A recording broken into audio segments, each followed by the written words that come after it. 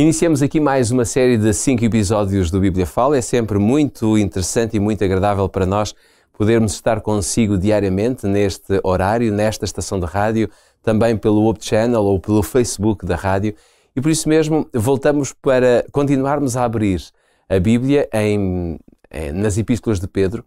Já falámos muito sobre a primeira, estamos agora a falar um pouco mais também sobre a segunda Epístola de Pedro, e para isso quero convidá-lo a si, que está desse lado, a abrir a sua Bíblia em 2 de Pedro, capítulo 3, versículos 1 e 2. É esta a passagem que nós tomaremos como ponto de partida para a nossa conversa com o Pedro Esteves.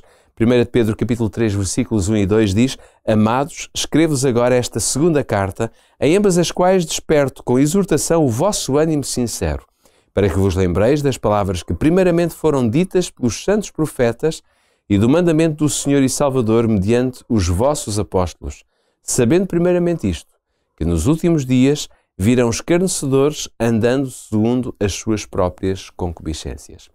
Pedro, o apóstolo Pedro aqui tem uma linha condutora, não é? E nós podemos ver que esta linha condutora, de alguma forma, liga aquilo que é a Bíblia toda, tanto o Antigo como o Novo Testamento. Achas que é correto dizer assim? Sem dúvida. Essa linha condutora nós podemos afirmar que é a autoridade de Deus que está transposta para a sua palavra. É muito interessante que o apóstolo esclareça bem essa ideia ao afirmar claramente, ao exortar a igreja a que se lembrasse das palavras que foram ditas primeiramente pelos profetas e depois pelos apóstolos.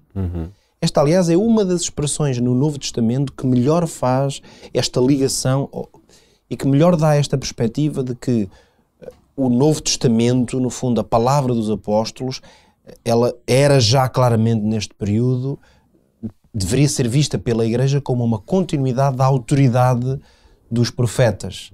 Nós podemos lembrar-nos e ter consciência que durante os primeiros tempos da era cristã, a Bíblia, as Sagradas Escrituras que eram citadas e usadas para a pregação da palavra, para a argumentação a favor da fé, eram naturalmente os escritos do Antigo Testamento, o que nós chamamos hoje de Antigo Testamento. Uma vez que os escritos do Novo Testamento, como os designamos, estavam nesse momento a ser escritos. Eu tenho dito aqui algumas vezes que os próprios apóstolos, quando escreviam estas cartas de exortação, conselhos, reflexão às igrejas, que seguramente nesse período muitos deles ainda não estariam propriamente conscientes daquilo que viria a tornar-se o Novo Testamento, como nós hoje chamamos, ou seja, um conjunto de escritos com a autoridade que acreditamos que foram inspirados pelo Espírito Santo e que têm essa autoridade de virem da parte de Deus. E, portanto, nós lemos-los precisamente como uma linha de continuidade dessa mesma autoridade no Antigo Testamento. Mas é muito interessante notar que aqui o apóstolo Pedro já tinha consciência dessa realidade. Ele vai, aliás, nós veremos isso no final desta semana, ele vai depois referir-se também às cartas e aos escritos do apóstolo Paulo, e, portanto, ele conhecia, naturalmente, as suas próprias cartas. As cartas do apóstolo Paulo já eram conhecidas nesse período, e nesta fase da vida da igreja, com certeza que alguns dos evangelhos, portanto, desses escritos que narravam a história de Jesus, também já estavam a circular, ou já eram pelo menos conhecidos em alguns lugares. Então, é como se o Novo Testamento, embrionariamente, aqui já estivesse a ser formado, e o apóstolo Pedro vai ter o cuidado aqui de dizer, no fundo, à igreja, que ela precisa de olhar para os escritos dos apóstolos, precisamente da maneira como também olhava para os escritos dos profetas. Ou seja, como tendo esta autoridade vinda da parte de Deus. Porquê? Por um lado, porque são estes homens que escreveram, quer no Antigo Testamento, quer no Novo, eram homens inspirados por Deus, e por outro lado, é como se fosse a parte da aplicação desse conhecimento. Não apenas os homens foram inspirados, mas como é que nós verificamos se um escrito, se há uma autoridade divina na mensagem? É pelos frutos que se vê essa mensagem ter na vida dos crentes. E nós vemos que os profetas, sempre que o povo de Israel ouvia, dava atenção à voz dos profetas, praticava os seus ensinos, ouvia as advertências e mudava a sua conduta, o que é que acontecia? Os frutos eram evidentes. A bênção de Deus vinha sobre eles, as suas vidas mudavam. E a igreja crescia, não é? E, portanto, o povo, neste caso, o povo prosperava. No caso da igreja cristã, se ela desse ouvidos àquilo que Cristo tinha ensinado, se ela desse ouvidos aos apóstolos, que eram aqueles que tinham um testemunho direto da parte de Jesus Cristo, a igreja prosperava. Então, os frutos na vida do crente e da igreja também são uma forma de dar força a esse conceito, mais difícil, digamos, de provar.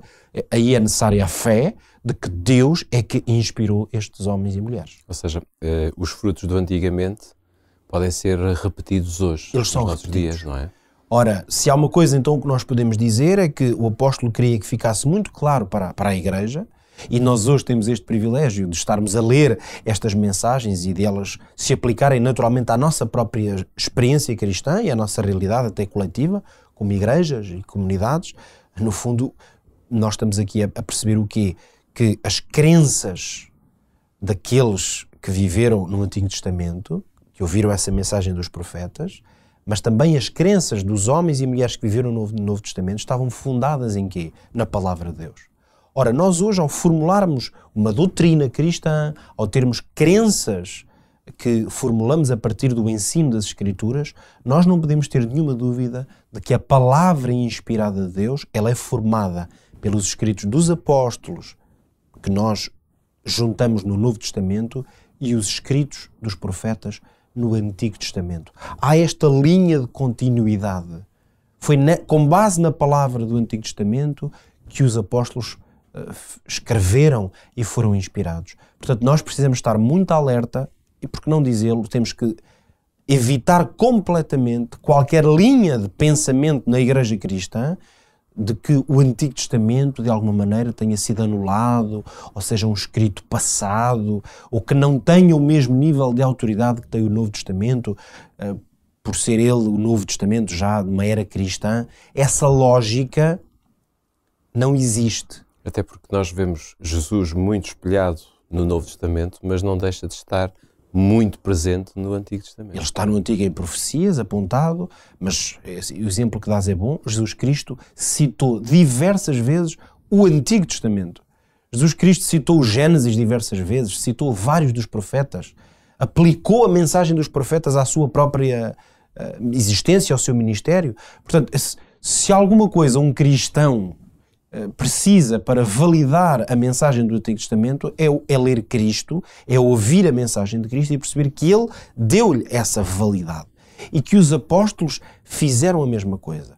O apóstolo Paulo, Pedro e João, juntos, que são os grandes autores do Novo Testamento, eles citam dezenas e dezenas de vezes passagens do Antigo Testamento para reforçar, precisamente, a mensagem cristã e o Evangelho que estão a proclamar. Por isso é muito importante que hoje, apesar da distância que nos separa, do tempo em que quer um, quer outro testamentos foram escritos, esta verdade tem que permanecer inabalável para nós.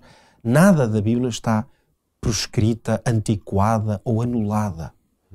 Naturalmente que a mensagem da Bíblia ela tem que ser aplicada usando critérios óbvios, e portanto nós não fazemos leituras literais e aplicamos literalmente o que está escrito, aplicamos se for essa a indicação da Bíblia, mas o que tem que ser claro para nós é que a doutrina cristã ela não se formula a partir do Novo Testamento apenas, ou do Antigo Testamento apenas.